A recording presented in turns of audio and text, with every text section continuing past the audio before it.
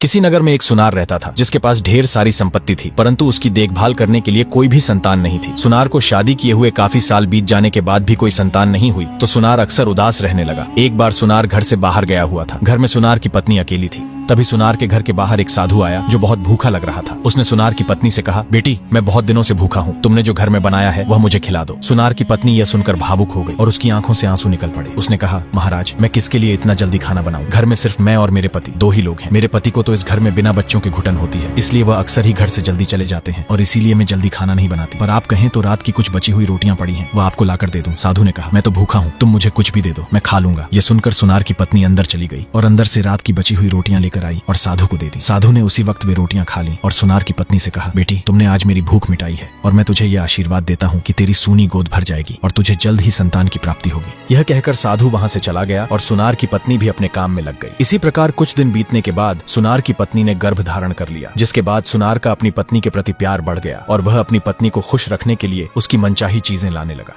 एक दिन सुनार को किसी कामवश अपने नगर से बाहर जाना पड़ा। वह अपने घोड़े पर सामान लेकर एक रेगिस्तान से गुजर रहा था कि उसने देखा रेगिस्तान के बीचों बीच एक हरा भरा पेड़ खड़ा है और उसके पास एक कुटिया है। यह देखकर उसे हैरानी हुई कि ऐसे बंजर रेगिस्तान की तपती लू में यह हरा भरा पेड़ कैसे खड़ा है। यह सोचकर वह पेड़ की तरफ चल पड़ा और पेड़ के नीचे बैठकर कुछ देर आराम करने लगा। तभी कुटिया से एक साधु बाहर आया। साधु को देखकर सुनार को लगा कि यह कोई तपस्वी साधु है और शायद इसी कारण इस विशाल रेगिस्तान में यहीं यह हरा भरा पेड़ खड़ा है। यह सोचकर सुनार साधु के चरणों में गिर पड़ा और साधु से पूछने लगा, मैं अपनी पत्नी को गर्भवती अवस्था में अकेले घर पर छोड़कर आया हूँ, क्या आप यह देखकर बता सकते हैं कि मेरी पत्नी और उसके पेट में पल रहे बच्चे को कोई खतरा तो नहीं? यह बात सुनकर तपस्वी बने डाकू ने सोचा कि आज मैं कहाँ फंस गया। पिछले नगर से जो सामान मैंने चुराया था वह तो मैं इस कुटिया में रखे हुए हूँ और अगर मैंने इस व्यक्ति को उसके भविष्य के बारे में नहीं बताया तो इसे मुझ पर शक हो जाएगा। इसलिए डाकू ने कहा, सुनो पुत्र, तुम्हें देखकर मुझे यह पता चल रहा है कि तुम्हारी पत्नी एक स्वस्थ बच्चे को जन्म देगी, लेकिन एक बात का ध्यान रखना, अगर तुम्हारी पत्नी ने किसी बच्चे को जन्म दिया तो वह तुम्हारी बदनामी का कारण बनेगी और तुम्हारी दौलत जाती रहेगी। यह सुनकर सुनार चौंक उठा और सोचने लगा, ऐसी बच्ची से क्या फायदा जिससे मुझे नुकसान हो। यह सोचकर वह वहां से अपने व्यापार के काम के लिए चल पड़ा। सुनार के जाते ही साधु बने डाकू ने अपने कपड़े उतार दिए और अपने असली रूप में आकर कुटिया के अंदर खड़े घोड़े पर लदा सोना चांदी लेकर वहां से फरार हो गया। दूसरी तरफ सुनार अपना व्यापार का काम करके घर लौटा और अपनी पत्नी से गुस्से में कहा, मेरी बात ध्यान से सुन लो, तुम्हें एक पुत्र को जन्म देना है। अगर तुमने किसी पुत्री को जन्म दिया तो मुझे पता लगने से पहले ही उसे मार देना, वरना मैं उसे जिंदा नहीं छोड़ूंगा। यह सुनकर सुनार की पत्नी घबरा गई और भगवान से प्रार्थना करने लगी, पता नहीं मेरे पति को क्या हो गया है जो मुझसे ऐसी बातें कर रहे हैं, लेकिन ये जो कहते हैं वह जरूर करते हैं। हे भगवान, आप मुझे पुत्र ही देना, मैं नहीं चाहती कि मैं एक पुत्री को जन्म दूं और मेरा पति उसे मार डाले। इसी प्रकार समय बीतता गया और 9 महीने पूरे हो गए। सुनार की पत्नी ने एक बेटी को जन्म दिया। बेटी को देखकर सुनार की पत्नी के हाथ पांव फूल गए और वह अपनी बच्ची को गोद में लिए रोने लगी। दूसरी तरफ जब सुनार को यह पता चला तो उसे बहुत गुस्सा आया। वह गुस्से में अपनी पत्नी से बोला, मैंने तुम्हें पुत्र को जन्म देने के लिए कहा था, पर तुमने तो पुत्री को जन्म दिया है। अब तुम्हारे लिए यही अच्छा है कि तुम इसे अपने हाथों से मार डालो, वरना इसके साथ मैं जो करूंगा वह तुम देख नहीं पाओगी। सुनार की यह बात सुनकर उसकी पत्नी रोने लगी और अपने हाथ जोड़कर प्रार्थना करने लगी कि वह उसकी बच्ची को कुछ न करे, लेकिन जालिम सुनार को अपनी बेटी पर जरा सी भी दया नहीं आई। उसने अपनी पत्नी से बच्ची को छीना और उसे मारने के लिए घर से बाहर निकल पड़ा। चलते चलते वह एक जंगल में पहुंच गया। जंगल में वह खड़ा होकर सोचने लगा कि इस बच्ची के साथ क्या किया जाए। क्या इसे मैं भूखे भेड़ियों के सामने डाल दूं? वे इसे अपने आप चीर फाड़ कर खा जाएंगे। फिर उसने सोचा, यही गड्ढा खोदकर इसे दफना देता हूँ, किसी को पता भी नहीं चलेगा। यह सोचकर उसने बच्ची को अपने पास जमीन पर रख दिया और गड्ढा खोदने लगा। गड्ढा खोदने के बाद उसने उस मासूम सी बच्ची को जमीन में दफना दिया और वहां से चला गया। यह सब करते हुए पास ही पेड़ पर बैठी एक बंदरिया ने सब कुछ देख लिया। वह नीचे आकर जमीन से उस बच्ची को बाहर निकाल लाई। बच्ची बड़ी मासूम और चंचल लग रही थी। बंदरिया ने जैसे ही उसे अपनी गोद में उठाया वह रोने लगी। ये देखकर बंदरिया ने बच्ची को अपनी छाती से लगा लिया। बच्ची बंदरिया का दूध पीने लगी और चुप हो गई। अब बंदरिया भी उसे अपने बच्चे की तरह प्यार करने लगी और उसे अपने साथ पेड़ के ऊपर ले गई। लेकिन बच्ची को पेड़ पर सोने में तकलीफ होती थी, इसलिए बंदरिया ने अपनी बच्ची के लिए एक घर बनाने की सोची और घर बनाने के लिए जंगल से लकड़ियां लाने लगी। पूरे दिन मेहनत करके उसने एक सुंदर सा लकड़ी का घर बना लिया। उसके अंदर पत्तियों से एक बिस्तर तैयार किया जिस पर उसने अपनी बच्ची को सुला दिया। इसी प्रकार दिन बीतने लगे और अब बंदरिया बच्ची की बातें समझने लगी। जब बच्ची को भूख लगती तो बंदरिया उसे अपना दूध पिलाती। जब बच्ची रोती तो बंदरिया उसे अपनी गोद में उठाकर पेड़ के ऊपर ले जाती। एक दिन बंदरिया बच्ची को लिए पेड़ के ऊपर बैठी थी कि तभी वहां से एक वैद्य, जो कि अक्सर वहां जंगल में आकर जड़ी बूटियां ले जाया करता था, गुजर रहा था। वह वहां से जड़ी बूटियां इकट्ठा कर रहा था कि उसने देखा कि एक बंदरिया अपनी गोद में इंसानी बच्ची को लिए बैठी है। वैद्य ने सोचा कि यह बंदरिया शायद किसी माँ से उसकी बच्ची को छीन लाई है, लेकिन साधु के होश तो तब उड़ गए जब बच्ची बंदरिया के साथ बहुत खुश थी और बंदरिया भी उसे प्यार कर रही थी। तभी बंदरिया ने वैद्य को देख लिया और उसे पहचान गई, क्योंकि वैद्य अक्सर जंगल में जड़ी बूटियां लेने आया करता था। इसलिए बंदरिया बच्ची को लेकर नीचे आ गई। वैद्य ने देखा कि बच्ची के शरीर पर कुछ चोटें लगी हुई हैं, इसलिए उसने बंदरिया से बच्ची को लिया और समझाया कि इस बच्ची का यहाँ जंगल में रहना सही नहीं है और मैं इसे अपने साथ ले जा रहा हूँ। यह कहकर वैद्य बच्ची को लेकर अपने साथ चल पड़ा। वह कुछ ही दूर चला था कि उसे आभास हुआ कि कोई उसका पीछा कर रहा है। वैद्य ने पीछे मुड़कर देखा तो उसे वही बंदरिया दिखाई दी जो अपनी आंखों में आंसू लिए चल रही थी। अब वैद्य को यह समझने में देर नहीं लगी कि बंदरिया इस बच्ची के बिना नहीं रह सकती, इसलिए वैद्य ने फैसला किया कि इस बंदरिया को भी अपने साथ ले जाया जाए। अब वैद्य अपने साथ बंदरिया को भी ले चल पड़ा। वे सब गांव के बाहर एक कुटिया में रहने लगे। वैद्य बच्ची का बहुत ख्याल रखने लगा और उसने उस बच्ची का नाम चंदा रखा, क्योंकि वह चांद की तरह सुंदर थी। दूसरी तरफ सुनार की पत्नी ने भी एक सुंदर बच्चे को जन्म दिया। इसी प्रकार समय बीतता गया और चंदा थोड़ी बड़ी हो गई। वैद्य ने उसे अनेक जड़ी बूटियों के बारे में बताया और लोगों का उपचार करना सिखाया। चंदा ने यह सब पूरी तरह सीख भी लिया था। अब वैद्य भी अक्सर गांव में जाकर चंदा के माता पिता को खोजने लगा। एक दिन वह तलाश करता हुआ एक रास्ते से जा रहा था कि सामने से एक साधु आता हुआ दिखाई दिया। वह साधु के पास से गुजर ही रहा था कि साधु ने उसे रोक लिया और चंदा के पिता के बारे में सब कुछ बताया कि किस प्रकार उन्होंने अपनी बच्ची को जंगल में दफन कर दिया था। यह सब सुनकर वैद्य के पैरों तले जैसे जमीन ही खिसक गई और वह सोचने लगा कि ऐसा निर्दयी बाप तो भगवान किसी को न दे। ये सोचकर वह अपनी कुटिया की तरफ चल पड़ा और वहां पहुंचकर चंदा को कुछ नहीं बताया। इसी प्रकार समय बीतता गया और चंदा बड़ी हो गई। बड़ी होने के साथ उसकी सुंदरता भी बहुत अधिक बढ़ गई। एक बार सुनार का बेटा अपने नौकरों के साथ जंगल से गुजर रहा था कि वहां एक जहरीले सांप ने उसे डस लिया। नौकर यह देखकर घबरा गए। तभी उनमें से एक ने कहा, यहाँ पास ही एक वैद्य रहते हैं जो बड़े पहुंचे हुए हैं और सभी का इलाज करते हैं, चलो उनके पास चलते हैं। ये बात सभी को सही लगी और नौकरों ने सुनार के बेटे को उठाया और वैद्य की कुटिया की तरफ चल पड़े। कुटिया में पहुंचकर नौकरों ने वैद्य से सुनार के बेटे का इलाज करने के लिए कहा। वैद्य ने एक जड़ी बनाई और जहां सांप ने काटा था वहां उसे लगा दी। कुछ ही देर में जड़ी ने अपना असर दिखाया और सुनार के बेटे को होश आ गया। सुनार के बेटे की जैसे ही आंख खुली, उसकी निगाह एक सुंदर युवती पर पड़ी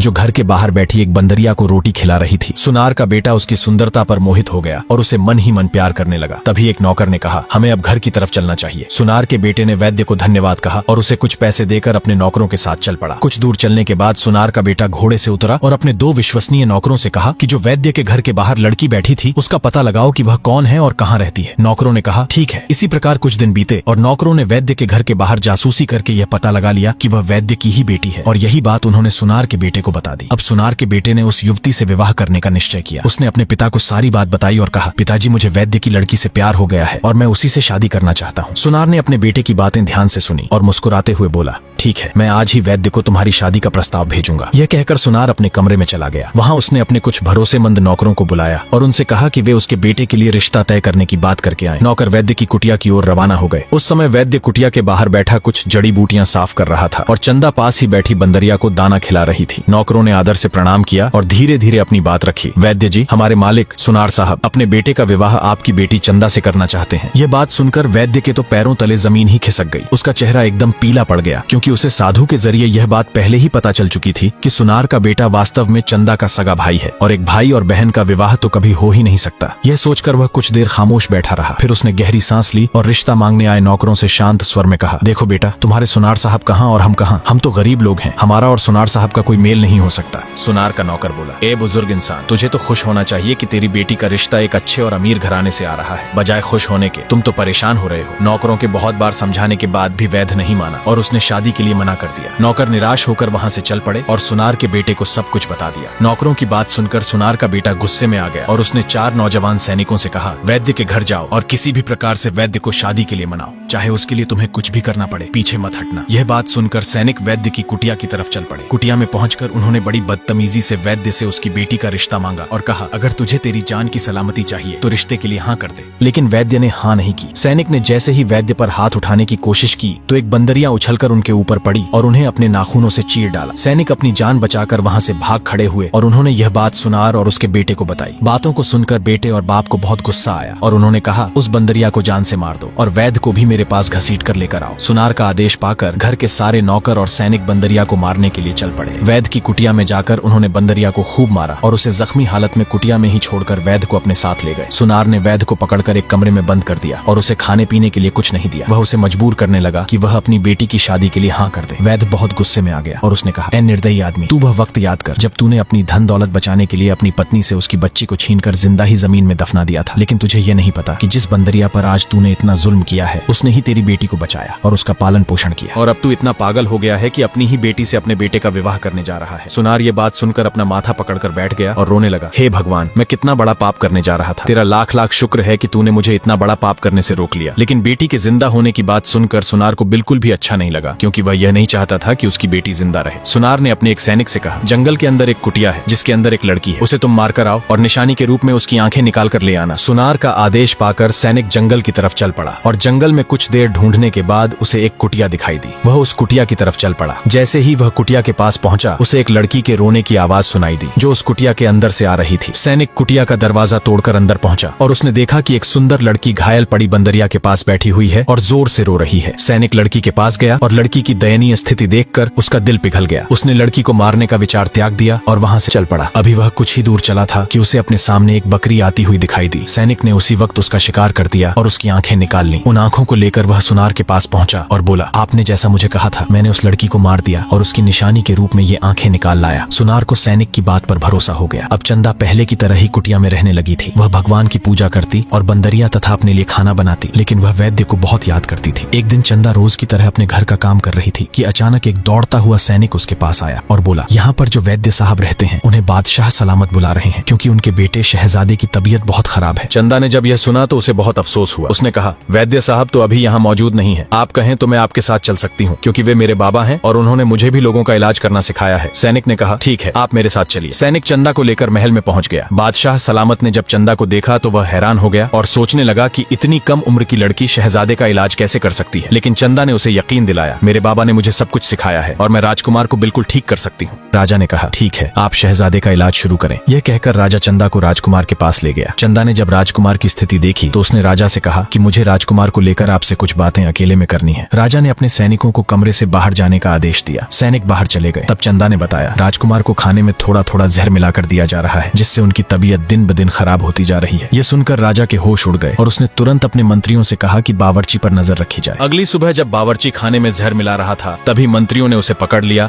और राजा के सामने ले गए। राजा ने बावर्ची को फांसी देने का आदेश सुना दिया और चंदा से यह प्रार्थना करने लगा, तुम कुछ भी करके राजकुमार को ठीक कर दो। चंदा ने कहा, ठीक है, पर मुझे कुछ जड़ी बूटियों की आवश्यकता है जो आप मुझे मंगवा दीजिए। राजा ने तुरंत ही अपने सैनिकों से कहकर वह जड़ी बूटियां मंगवाई। चंदा ने उन जड़ी बूटियों से एक दवा बनाई और राजकुमार को पिला दी। देखते ही देखते कुछ देर में राजकुमार को होश आ गया। राजा यह देखकर बहुत खुश हुआ और उसने चंदा से कहा, बेटी तुम्हें क्या चाहिए? जो तुम मांगोगी वह तुम्हें मिल जाएगा। लेकिन चंदा ने कहा, मुझे कुछ नहीं चाहिए। जब राजकुमार को यह पता चला कि उसका इलाज एक लड़की ने किया है तो वह उस लड़की से मिलने के लिए उत्सुक हो गया। राजकुमार ने जब पहली बार चंदा को देखा तो उसकी सुंदरता पर मोहित हो गया और यह बात राजकुमार ने अपने पिता को भी बताई। राजा को भी इस पर कोई ऐतराज नहीं था, इसलिए राजा ने चंदा को अपने पास बुलाया और उससे कहा, बेटी हम तुम्हें हमारे बेटे के लिए पसंद करते हैं और तुम्हें हमारे राजमहल की बहू बनाना चाहते हैं। इसलिए तुम बताओ कि तुम्हारे बाबा कब तक आ जाएंगे ताकि हम उनसे तुम्हारे रिश्ते की बात कर सकें। यह सुनकर चंदा की आंखों में आंसू आ गए और उसने कहा, यह तो मैं भी नहीं जानती कि मेरे बाबा कब आएंगे। यह कहकर उसने सारी घटना राजा को बता दी। इसे सुनकर राजा को बहुत दुख हुआ और राजा ने कहा, अब जो तुम्हारी परेशानियां हैं वह हमारी भी परेशानियां हैं। अब चंदा ने राजकुमार से शादी के लिए हाँ कर दी और बड़े धूमधाम से उनकी शादी हो गई। चंदा राजमहल की रानी बन गई और उसने बंदरिया को भी अपने पास राजमहल में रख लिया। इसी प्रकार एक साल बीत गया और भगवान की कृपा से चंदा ने एक सुंदर बच्चे को जन्म दिया। उसे पाकर राजकुमार बहुत खुश हुआ। एक दिन चंदा भगवान की पूजा करते हुए रो रही थी, तभी उसे रोते हुए राजकुमार ने देख लिया। राजकुमार चंदा के पास आकर बैठ गया और कहने लगा, तुम इतनी उदास क्यों हो और क्यों रो रही हो? क्या मुझसे कोई गलती हो गई है? लेकिन चंदा ने कहा, नहीं ऐसा कुछ नहीं है, आपने तो मुझे इतनी खुशियां दी हैं जितनी तो मेरे अपनों ने भी नहीं दी। लेकिन आज जब मैं पूजा कर रही थी तो मुझे मेरे बाबा की याद आ गई और इसी कारण मेरी आंखों से आंसू निकल पड़े। राजकुमार ने कहा, तुम फिक्र मत करो, सब ठीक होगा। और मैं तुम्हें ये बताने के लिए आया था कि आज शाम हमारे घर पर हमारे खास मेहमान आने वाले हैं। वह हमारे बहुत पुराने कारोबारी साथी रह चुके हैं, लेकिन कुछ दिनों से उनकी तबीयत ठीक नहीं है। पता नहीं उन्हें कौन सी बीमारी हुई है। बहुत बार इलाज कराने के बावजूद भी वह ठीक नहीं हुए। इसलिए मेरे पिताजी ने उन्हें तुम्हारे बारे में बताया कि तुम बड़ी से बड़ी बीमारी का इलाज करना जानती हो, इसलिए तुम आज आने वाले मेहमान की बीमारी को भी देख लेना। चंदा ने कहा, ठीक है, मेहमान तो वैसे भी भगवान का रूप होते हैं। इसी प्रकार शाम का वक्त हो गया, मेहमान भी आ गए। राजकुमार ने मेहमानों को रुकने के लिए एक कमरा दिया और वहाँ उनके खाने पीने का बंदोबस्त कर दिया। दूसरी तरफ राजा ने चंदा से कहा, आप मेहमानों को देख लीजिए और उनसे पूछ लीजिए कि उन्हें कुछ चाहिए तो नहीं। चंदा ने हामी में इशारा किया और मेहमानों के कमरे की तरफ चल पड़ी। वह कमरे के अंदर जा ही रही थी कि उसने देखा कि वह मेहमान और कोई नहीं बल्कि उसका सगा बाप, भाई और उसकी माँ थे। बाप पहले से काफी ज्यादा कमजोर लग रहा था। तभी चंदा के पास राजकुमार आ गया और कहने लगा, आप बाहर क्यों खड़ी हैं? चंदा ने कहा, ये मेहमान कौन है और आप इन्हें कैसे जानते हैं? हैं। राजकुमार ने बताया, ये बहुत ही बड़े सुनार हैं और हमारे महल के जवाहरात भी यही बनाते हैं। इनकी और मेरे पिता की बहुत पुरानी दोस्ती है और इन्हें इसलिए बुलाया गया है कि इनका इलाज कराया जा सके। ये कहकर राजकुमार मेहमानों के पास चला गया और चंदा अपने घर वालों के पास न जाकर अपने कमरे में चली गई। वहाँ उसने अपने पिता के लिए एक दवा बनाई और राजकुमार के द्वारा वह दवा चंदा के पिता के पास भिजवा दी। कुछ दिनों तक दवा लेने के बाद चंदा का पिता वापस से ठीक हो गया और उसने राजा से कहा, तुम्हारी बहू के हाथों में तो जादू है, क्योंकि मैंने पहले भी बहुत हकीमों की दवाइयाँ ली पर कोई फायदा नहीं हुआ, लेकिन तुम्हारी बहू ने तो कुछ ही दिनों में मुझे ठीक कर दिया। मैं आपकी बहू से मिलना चाहता हूँ और उसका शुक्रिया अदा करना चाहता हूँ। तुम बहुत खुशनसीब हो कि तुम्हें ऐसी बहू मिली है। राजा ये बात सुनकर हंसने लगा और कहने लगा, अरे दोस्त, मुझसे ज्यादा तो कोई और खुशकिस्मत था, लेकिन वह अपनी किस्मत को पहचान नहीं सका। ये कहकर राजा ने राजकुमार से कहा, बहुरानी को अपने साथ लेकर आओ, हमारे मेहमान उनसे मिलना चाहते हैं। राजकुमार जब चंदा को लेकर आया तो उसे देखकर सुनार और उसके बेटे के पैरों तले जमीन खिसक गई, क्योंकि यह तो सुनार की अपनी बेटी थी। सुनार हैरानी से अपनी बेटी की तरफ देख रहा था। अचानक राजा ने कहा, मेरे दोस्त, वह बदनसीब तुम ही थे जिसने अपनी खुशकिस्मती को बदनसीबी में बदल लिया। बेटियां तो भगवान का रूप होती हैं और तुम्हें यह कैसे लगा कि बेटी के जन्म से तुम कंगाल हो जाओगे? तुमसे तो ज्यादा समझ एक बंदरिया में थी जिसने माँ बनकर इसे पाला। यह सुनकर सुनार की आंखों से आंसू झलक पड़े और उसने अपनी बेटी को गले से लगा लिया। वह माफी मांगने लगा और कहने लगा, मैं उस बंदरिया से भी माफी मांगना चाहता हूँ जिस पर मैंने बहुत जुल्म की। फिर सुनार ने उस बंदरिया से भी माफी मांगी और वैद्य को अपनी कैद से आजाद कर दिया। अब बंदरिया और वैद्य अपनी बेटी के साथ राजमहल में खुशी खुशी रहने लगे। बहुत पुरानी बात है, किसी नगर में एक मछुआरा रहता था। उसकी शादी को काफी समय हो चुका था, लेकिन उसकी कोई संतान नहीं थी।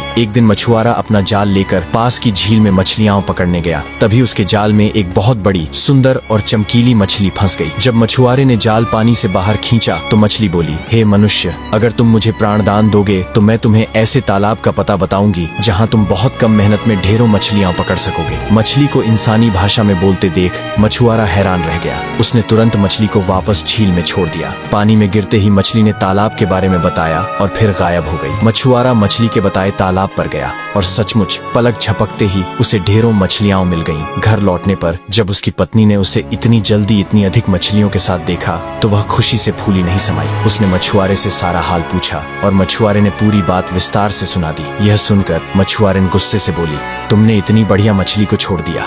अगर तुम उसे पकड़कर लाते तो हम स्वादिष्ट मछली का मजा ले रहे होते। अगले दिन मछुआरा फिर उसी झील पर गया, इस आशा से कि शायद वही मछली फिर से जाल में फंस जाए और वह अपनी पत्नी को खुश कर सके।